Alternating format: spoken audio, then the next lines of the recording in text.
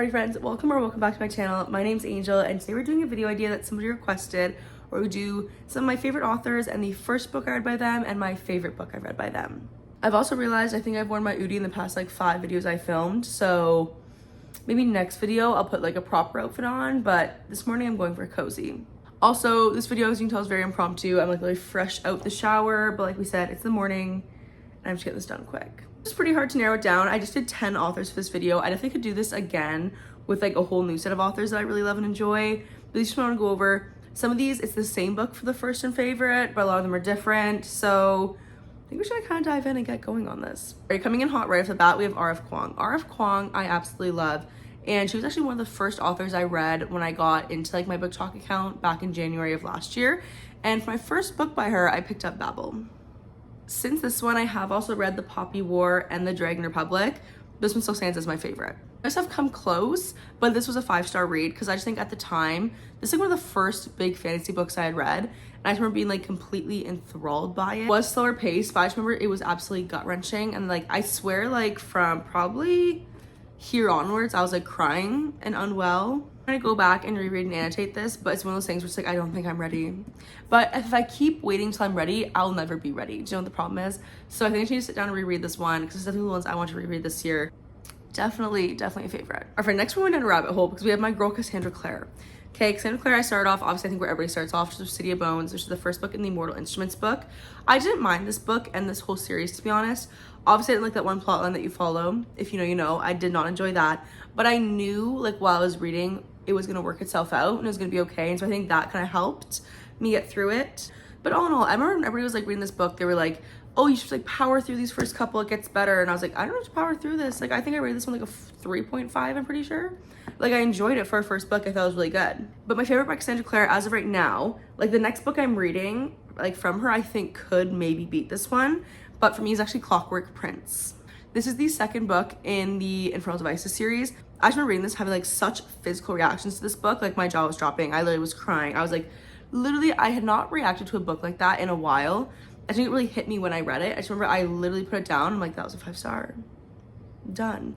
The ending, everything about it was just so well written. The reason why this one beats the third book for me is I feel like as much as I love the ending of the third book, it felt a little bit like a cop-out, like the tiniest little bit.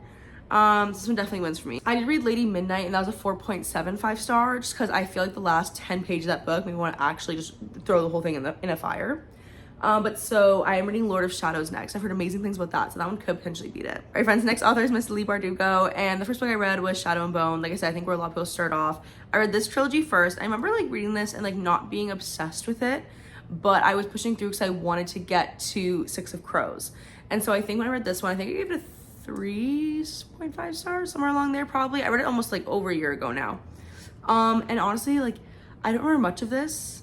And I remember the reason why I wanted to read it also was that so I could watch the show on Netflix, and I still haven't watched the show on Netflix. So if it's worth my time, let me know.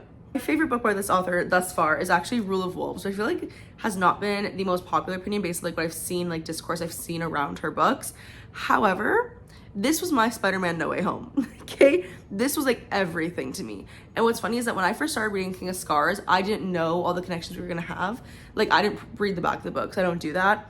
So I didn't really know who we were all gonna see in that book, and it was so much fun to read. And then when I just read this, it was just like the perfect conclusion. And I'm really hoping she writes more books in the Grishaverse, but I also feel like if we left off here, that wouldn't be the worst thing. Like how we ended off here was like, it was a good ending, but I want more also at the same time, you know? Also, one of my favorite authors I've ever read in my entire life is Miss Kristen Hanna, and the first book I read by her and my favorite book I read by her is The Nightingale.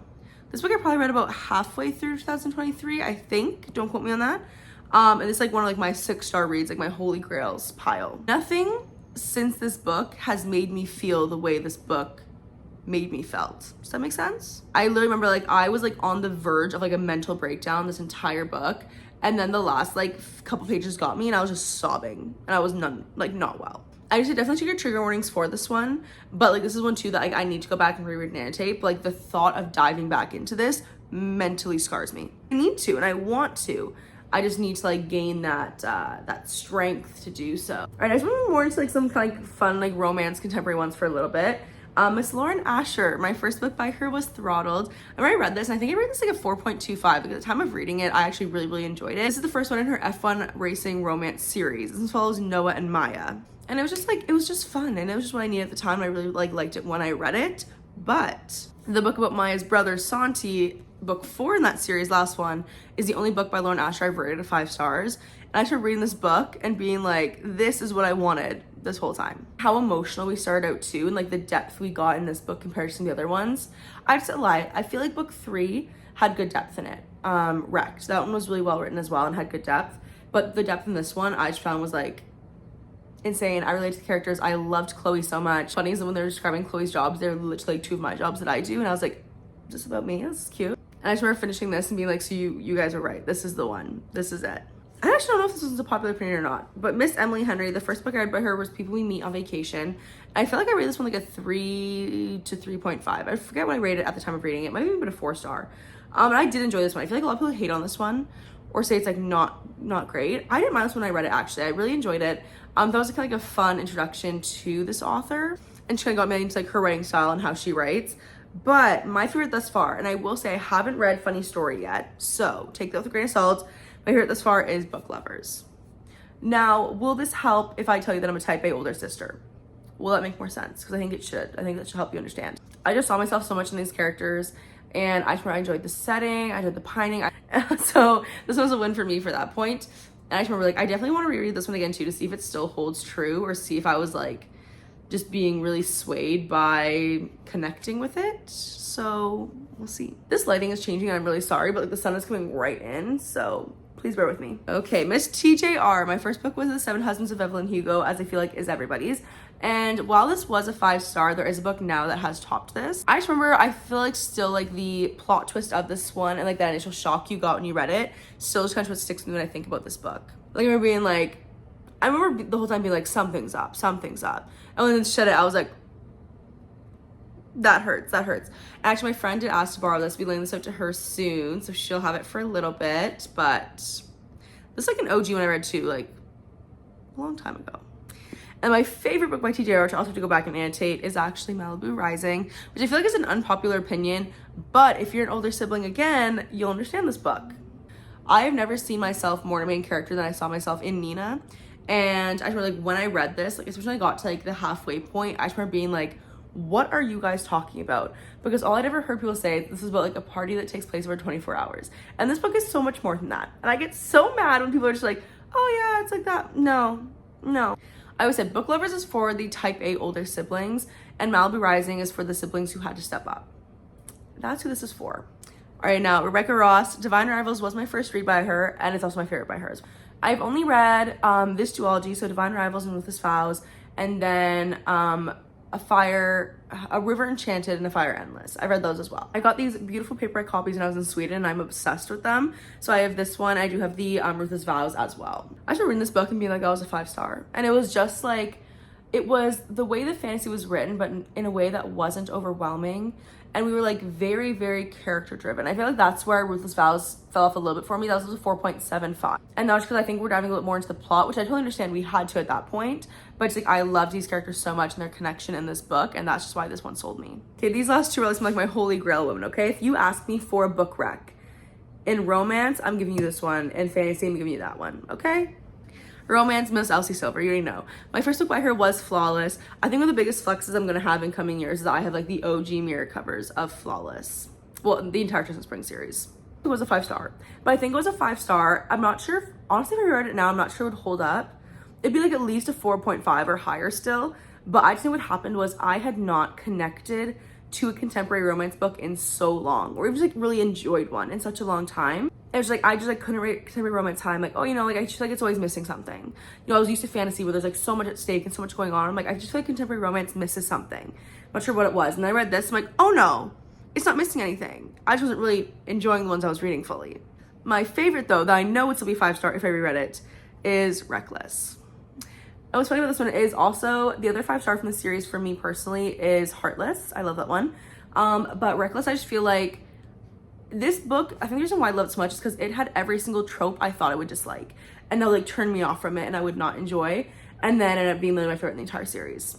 You know, we have accidental pregnancy, we have a one night stand. There's like a bunch of things that normally, like when I read, it's not like I don't like it, but it's not my favorite. And then this came along, just like absolutely changed my mind about everything. And she goes to show that it's not always about the tropes in the books you're reading, it's about how it's written and how everything is told to you. And this book still is like an absolute holy grail this year to reread it and just like annotate it, make it beautiful. And I'm just obsessed with these people. This one I actually started reading when I was in Portugal in 2022 on my very first solo trip. This one holds a special place in my heart as well. This book, like I said, it was good. It wasn't anything fantastic. Like when I read this book, I was like, everybody raves about it, it's gonna be incredible. And then while it was good, I was like, oh my God. I think this time I rated it like a 4 star, somewhere along those lines. I'm sure I read that now, that'd probably hold true. This is when I would read and annotate. Definitely like, every time the second book was like where it's at, but for me it was the third book. The third book was like insane. To no one's surprise, I went deep into the lore of SJM and I read all of her books, and my favorite is obviously Kingdom of Ash. This book is 1,000 pages of pure literary perfection. I love this book so much. I want to annotate it, but I'm also just like scared of actually reading this physically because like, what is this spine? I'm scared to crack it. Only book I've ever read where I read a quote and I was like, I need that permanently tattooed on my body. I want it. So if you see me ever get a "You Do Not Yield" tattoo, mind your business, okay? It's for Kingdom of Ash. All right, friends, that is it for this morning. Those are the 10 authors I chose for this one. Like I said, if you guys want to see more authors, I definitely can pick some more, or also think about doing some of my favorite authors and my least favorite books by them. I think that'd be kind of be fun. Not that I want to be a hater, but I think it's like, you know, kind of an interesting concept, like my favorite authors and my least favorite piece of their work. But if you enjoyed today's video, please remember to like, comment, subscribe. I'm also on TikTok, Angel's Book Corner, and I'll see you in my next video. Bye.